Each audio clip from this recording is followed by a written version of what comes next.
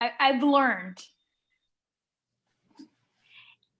Hey, everybody, welcome. I know that I and many of us out there have always wanted to have an opportunity to ask our city council members about what's going on in town.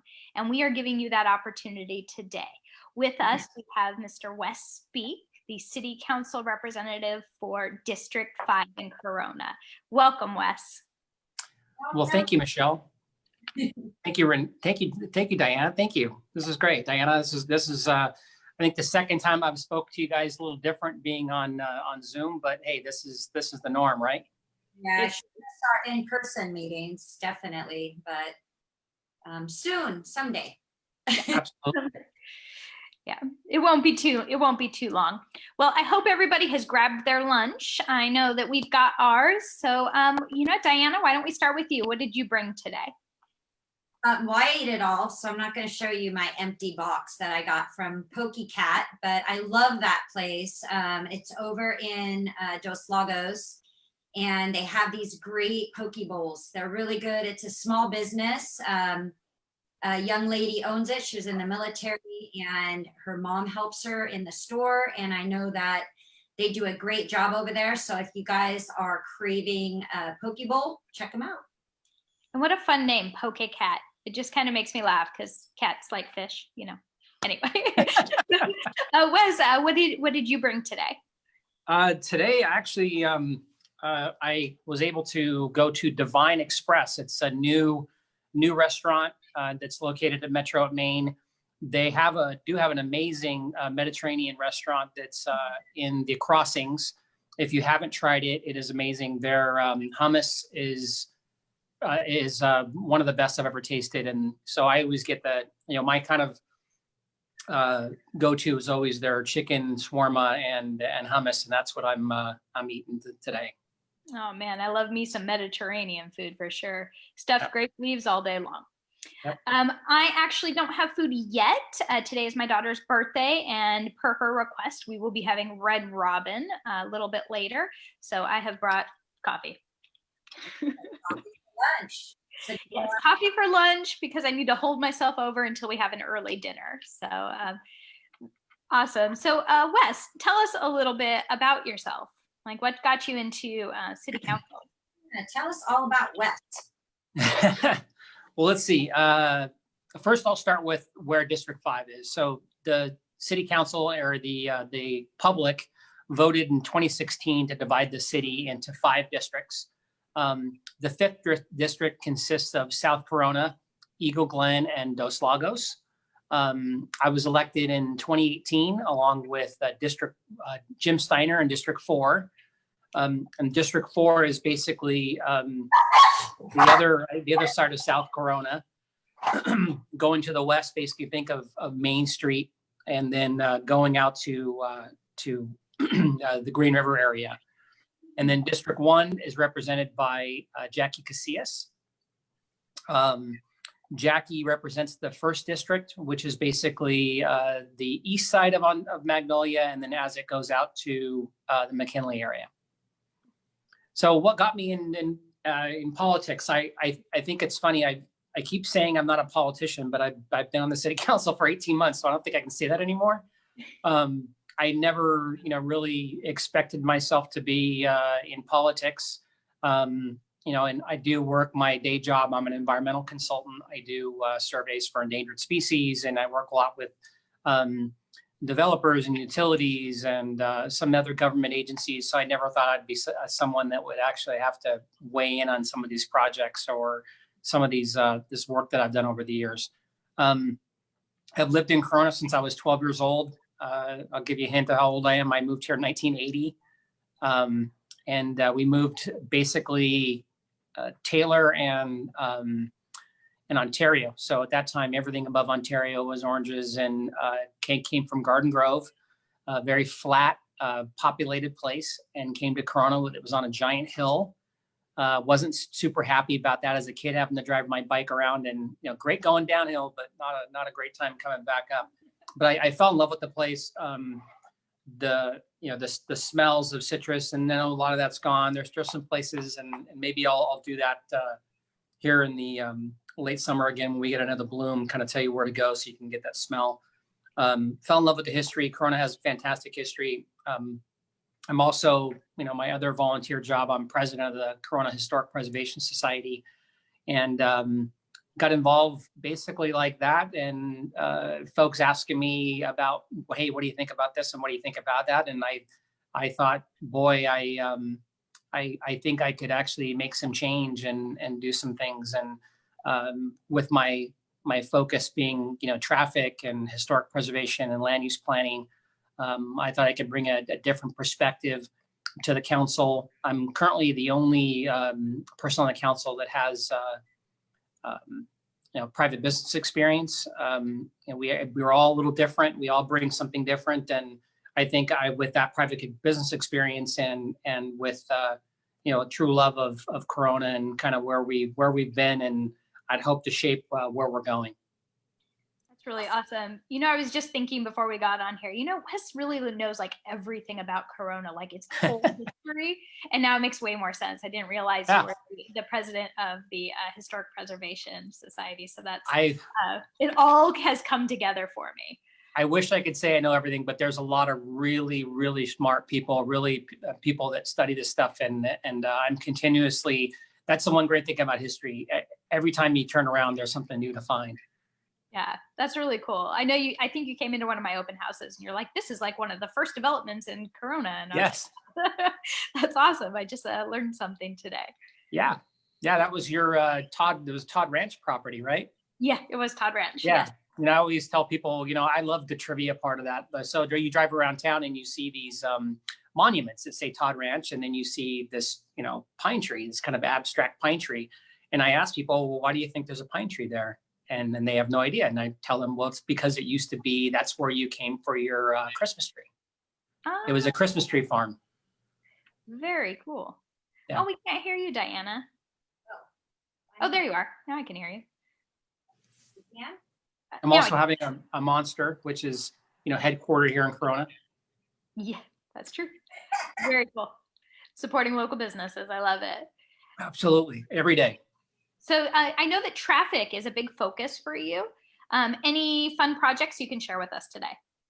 Well, I will say that, one of the things that got me started with city politics was the 91 project. I was invited to be on a task force, a citizens task force for the 91. And really that project or that task force was meant to act as a liaison between RCTC, the Riverside County Transportation Commission, which was building the 91 project, and the citizens, because it frankly wasn't going well.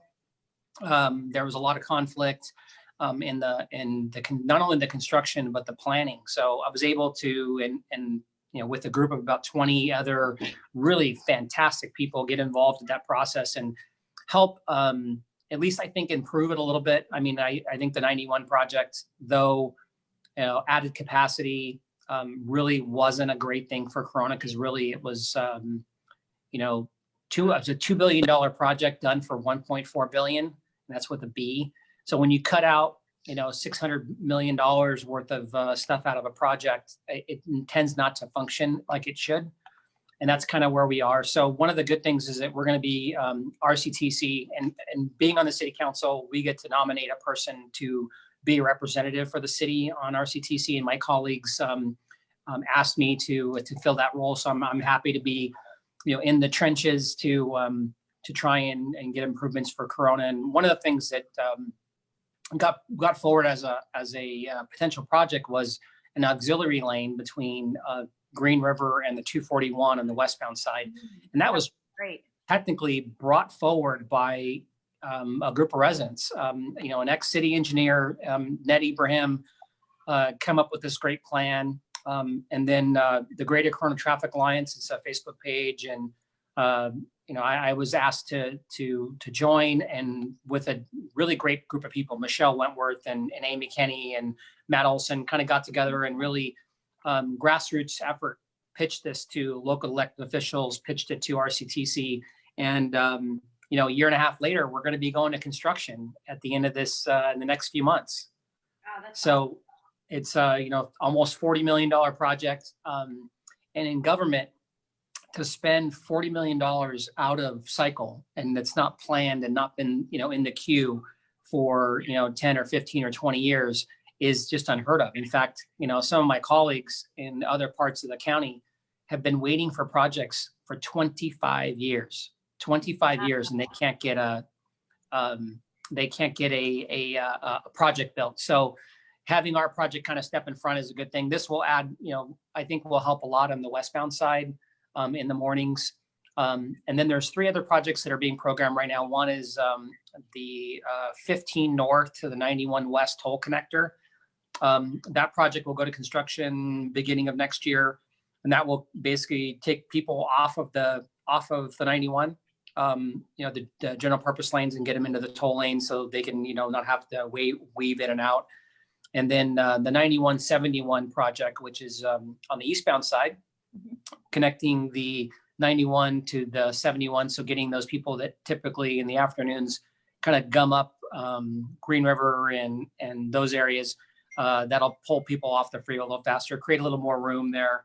And those 3 projects alone are, of that 600 million, they're about 500 million. And there's one more project that's kind of waiting, or really 2 more projects on the eastbound side between the 15 and McKinley. There's going to be a widening there. We're hoping to get that programmed and funded. My colleagues are pretty jealous about all the other work that's being done in Corona. So I'm hoping to get that project done, or at least get into the system. And then the last bit, which is a coordination between RCTC, OCTA, and the Transportation Corridor Agency, that's who operates the 241, is going to be a direct connector on the toll lanes from the 91 to the 241 and opposite. So those folks that are having to travel to Orange County to go to work and sit on the 241 on that windy ridge to kind of come back down into Corona, that project should keep people on the toll lanes or out of the general purpose lanes. And it's a lot of construction, and we're going to be in for some more pain, and hopefully we can stay on top of them and stay on top of the construction folks to truly understand what those impacts are. And I with my colleagues, we're working really hard to ensure that those projects are done timely, at the same time with as little impact as possible. That's really incredible. Oh. Can you guys hear me? Yeah, you're kind of quiet though. Yeah. Oh, okay. Yay, it's working. Okay, so There you go. I have a question about the freeway thing. So it's Sure. all these improvements. It's going to clear up a lot of traffic situation, which I know is a big issue for everyone out here in Corona. And it does directly affect our housing prices, guys, because a lot of times people, they're hesitant to move out here because of our infamous traffic, right? Which rivals anywhere in LA County. Living here, I would say. So my question is, how much do you expect it actually like free up the traffic? Like if I'm somebody living like say in Temescal Valley, right? They struggle to get through that 15 situation onto the 91. What would we say to them, like as far as when they can expect things to clear up, and if there's a way to quantify how much it will help? Well, it's tough because I know the Corona gets a bad rap, not only for traffic, but for, all the houses that have been built over the years. And I remind people that the 91 holds over 300,000 cars a day travel the 91. And those 300,000 cars don't start and end in Corona. So to go to your point, I mean, even in Temescal Valley, it all depends on what our neighbors to the east do. And so as Riverside builds and as Menifee builds and Lake Elsinore, Lake Elsinore has approved on their plan. They have almost 40,000 homes approved on their plan. But, it all depends if they can sell them or not. So I think that the other key to this and expanding the freeway, and it takes forever. And those improvements tend to be swallowed up on kind of day 1 or day 20 to a certain extent.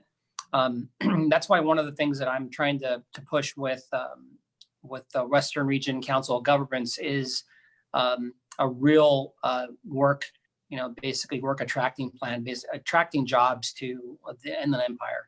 Because right now, I mean, there's people that they get their job in Orange County and they're making great money, and their family starts to grow, or they get married and they go, boy, I sure like a little more room, and I can't afford a $900,000 townhouse in Irvine.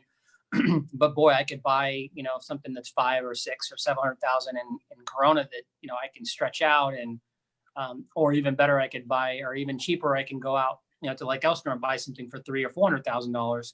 And, but the problem is that quality of life, having to sit on the freeway. And I think with COVID and some of the things that have happened, where working from home is becoming a little more norm. And the opportunities for us to capitalize on that, and to really show that you can do more with satellite campuses and having folks like the WeWork spaces and things like that. So working, with my colleagues in the western part of the county to tell them, look, you're going to be tempted, just like Corona was in the 80s and 90s, to just approve every housing development that comes forward, but you have to balance it and have to have jobs. In fact, one of the items that we had a council meeting last night, and our general plan was just approved, and that general plan basically sets up how the city is going to develop and how the city is going to develop for the next 20 years. So it goes out to 2040, and tells you where houses are going to be, where things are programmed, that sort of thing. And one of the items that was mentioned was that if you take how many jobs we have compared to how many housing units we have, we actually have a job surplus. In Corona, we're at I think it was 1.3 or 1.4 jobs for every housing, or for every person. So it's a good thing. Because it is, and we need to continue to work on that. And it's one of the things that we've done, this council has done, is we've approved, I think, almost 2 million square feet of new industrial and commercial and office in the 18 months we've been here. And we've approved very little housing, because, getting more jobs, even if people don't live in Corona, they live in Temescal Valley, or they live in whatever, we're getting them off the freeway and off of our streets. So, I hammer that point home with my colleagues in the Western Riverside County, and they're hearing it, because their residents aren't super happy about paying those huge tolls and having to sit away from their families. Is there anything planned for the southern portion of the 15? Going back a little bit to the traffic, because Sure. I know at Temescal Valley, like Diana was saying, they do struggle to get out of there. It's kind of bottlenecks them in that area, and it's one way in, one way out. So have any plans for that been discussed? I think it would probably be pretty difficult, considering there's hills on either side of the freeway. And I know over in Bedford, they're putting in some more shopping over Sure. off the side of the freeway as well. Let's see. So if you're talking about a travel to Orange County, that's kind of been taken off the table, and I'll kind of tell you why. I mean, the biggest reason is cost. The preliminary numbers came in about $9 billion. And that was to build it was basically 2 lanes in each direction, with a truck lane in each direction, and a commuter train space. So $9 billion. What's that? You're talking about going over the mountain to Orange County? Right. Yeah. So that's pretty much dead. But I will tell you, there are several projects that are being planned that will help Temescal Valley. One is the widening of Temescal Canyon Road, and they've done parts of that. I always tell people Temescal Canyon Road was paved in 1928 as a 2-lane road, and we're almost 100 years later, and it's still a 2-lane road. So I've been working with County Supervisor Spiegel and Supervisor Jeffries in District 1, and with Riverside County Transportation Department about getting that programmed. And I think we're in pretty good shape. The environmental studies are underway, and engineering is underway for widening between Tom Barnes, which is basically by the crossings, all the way to the 15. So you'll have 2 lanes in each direction. And then the 15 project, which is a toll lane project from the 60 to Cajalco, that project will open in December. Now, I think, Michelle, what you're getting at is south of there. And there is a project right now that's going through environmental that will carry from Cajalco to the 74. The biggest issue with that is cost. I think they allowed about $50 million to go forward to for engineering and environmental. Construction is estimated to be 500 to 600 million. Mm-hmm. Yeah, and it's a little cost prohibitive. 900 billion, I think you said, or somewhere 9 billion to like go over the mountains. So definitely, sorry guys, we're not going to get that. I do have a question from online actually. Sure. So I have it's a two-parter. So do you know what the unemployment rates is here in Corona right now due to COVID-19, and how is the city of Corona assisting those, and how can we help? I don't have an exact number. I think we're still waiting on some of those numbers. The city of Corona, just on sales tax and some of the other things that I was going to talk about the budget, we're in pretty good shape, even though our small businesses were really, really hurt. And I think I should know what that number is. I don't think it's been released here locally. I think in Riverside County, it's somewhere in the 18% range. I don't know what it is for Corona, and it's a big number. But I mean, as you can tell, I always tell people, you can tell what the unemployment rate is by how busy the freeway is. Yeah. And it's certainly been building the last few weeks as we kind of emerge out of COVID. The city really works with the county. The county just announced a $45 million small business loan program. Actually a small business grant program, not a loan program. So you have the PPP loans that, and that there were some changes to that. So some of it is as forgivable or more forgivable, and you can use it more for rent and utilities than versus just for salaries. And then this 45 or this $30 million worth of grants for their small businesses. They're $10,000 maximum. And there are anybody that didn't get a PPP loan, so smaller businesses, and that's all done through the county. And the county has I think it opened up yesterday. So I shared it on my council page. The county has a great page that has what people can do and what businesses can do. The other really great place to look or to talk to is the folks at the Corona Chamber of Commerce. They have folks that we're helping people through the PPP loan program, through the small business loan program, and assisting them in getting up and running in that space. But I would recommend any small businesses, any businesses in Corona.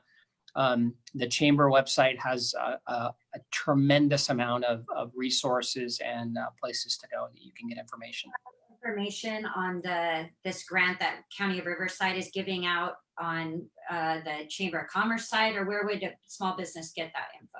If you can go to the Chamber of Commerce site, has it on theirs. But if you just type in grants in Riverside County, or you go to the county's website, or if you go on my page, I can share it with you guys as well. I did a post about it, I think yesterday, a day before. Mm-hmm. And if you want more information on what you can use a PPE for, which is the Paycheck Protection Plan, PPP, you can check out our other episode with Rachel Roberts, where we talked to her about that. Yeah. So, and thank you, Heather, for the question for Wes. We really appreciate that. Thank you, everyone that's joined us. Please give us a like, or a love would be even better. And also subscribe to our YouTube channel, guys. We got a ton of stuff on there. The link will be below. So Wes, I have a question about the historical society that you are the president of. I didn't even know that, number one, so that's pretty cool. But tell us, what do you guys do? Like, talk to us about that. Well, the Historic Preservation Society has kind of three main goals. One is preservation. So it's preserving what history we have left. And unfortunately, a lot of the our historic downtown, and we had a beautiful downtown. Like, think of downtown Orange, and it was even better. It was really beautiful, and it was torn down as part of urban renewal in the late 1960s and early 70s. And frankly, you talk to anybody that lived here at that time, it's a sore spot for a lot of people. It tore this town apart. But preservation is a big deal for us. We give grants to historic homeowners for people that want to, keep their home in historic conditions, especially stuff that's outward facing. So it keeps the home looking historic, and that's up to $1,000. And we typically give out, and I wish we could give out more. We're anywhere from, I think one year we did two or three, and then we've done, I think, as high as 5. But we also history behind you on the wall. Oh yes, that's the proclamation from the assembly celebrating the 100th anniversary of Corona's Grand Race. And it was a automobile race that ran for 3 years, 1913, 1914, and 1916. Corona was known as the Indianapolis of the West, held world speed records for several years. So think of Grand Boulevard. They had cars in 1913 that were exceeding 100 miles an hour. And, it just makes sense. It is that big circle, right? Where the Circle City. That it's a race. That it's a racetrack. We actually did have another question online. Sure. Our friend Emily said she was wondering if there were any updates in terms of school for the fall in Corona. Great question, Emily. Guy, I wish I knew the answer to that, other than I think that they're talking about that. I think the superintendent released some guidelines. School is gonna be open again. There's some guidelines about masks and some testing and other things. And I wish I could remember it all, but if you go on the CNUSD website, they have a full breakdown of it. Maybe be a good person for you to interview would be, one of our lovely school board members like Mary Ibarra or Bill Pollock. That is a wonderful idea. Thank you, Wes. We are, by the way, our Facebook family looking for suggestions. Who do you want to hear from? Feel free to drop us a line or comment below. Who would you like to hear from? So do you want to hear from gardeners or home improvement experts? We'd love to bring them on for you so that you can ask your questions. So one of the other things that we do as a society, we do education, and we have 28 or 25 historic markers all over town that celebrate, Corona's history. And sadly, the majority of them note things that used to be there, which I hate that. I dislike that very much so. But we just placed a couple of other plaques. One used to be the old Washington School, which is where the, kind of by the post office on Grand. Beautiful school. We showed some pictures, and each one of them have a QR code on them. So if you go up to them and you use your phone, it will bring you to a website, and we're populating that now, but it'll tell you all about the school, all about the historic features of that area. And we have 25 of those throughout the city. If you go on our website, it's Corona History, corona-history.org. Has everything about the society and our historic marker program, and our preservation grants. And then we typically, this time of year in May, we do a vintage home tour, and we've done one for the past 11 years. And I think this is only the second time we haven't had a tour, and we were quite bummed. And it's a really well attended event. We get anywhere from 400 to 500 folks that come through an historic home, and we have docents that are placed throughout the home to tell people about the home and point out features. And we've had some really beautiful houses, and we've also done some of the churches, the Congregational Church on East Street that's architecturally beautiful, or the Baptist Church on 8th and Main that was actually in 1952's War of the Worlds. And we did a showing of that movie last year. If you watch the original War of the Worlds from 1950s, it's shot, the beginning is shot in Corona. And they talk about a fictional town called, I think it's called Loma Vista, but it's Corona. That's really cool. Oh my gosh. We're like Corona famous. So actually all of the websites that Wes has talked to us about today are going to be available linked below, so that if you guys want to find out more about the history of Corona, how to contact your city council member, how to learn about the traffic projects that are available, this is all information that you have access to. So we'll make sure we link it below so that you can check it out. Wes, thank you so much for joining us today. We really appreciate you taking the time and having your lunch with us. Well, thank you for the invitation and the opportunity to speak to you guys again and talk to the public. Thank you. Yeah, thank you, Wes. We appreciate it. Hey guys, if you want to contact Wes, he's very, very easy to get. He's very active on social media. He welcomes phone calls, emails. He's an awesome guy, and always, like, anytime I've called him to ask him a question, he's been available. One time I was sitting in traffic. Remember that, Wes, when I called you? You said, what is happening and why am I here? Yeah. So he picked up and talked to me until the traffic cleared out. So that was kind of funny. Oh, you're the best. Awesome. Well, thank you all so much for joining us. Please take a moment to like us. Go ahead, touch that little thumbs up. It changes colors. You're going to like it. And join us next week for our next Lunch and Learn Ask the Pro. And if you have someone special you'd like to hear from, please let us know. Follow the red ribbons, everybody. Bye. Bye. Thanks, guys.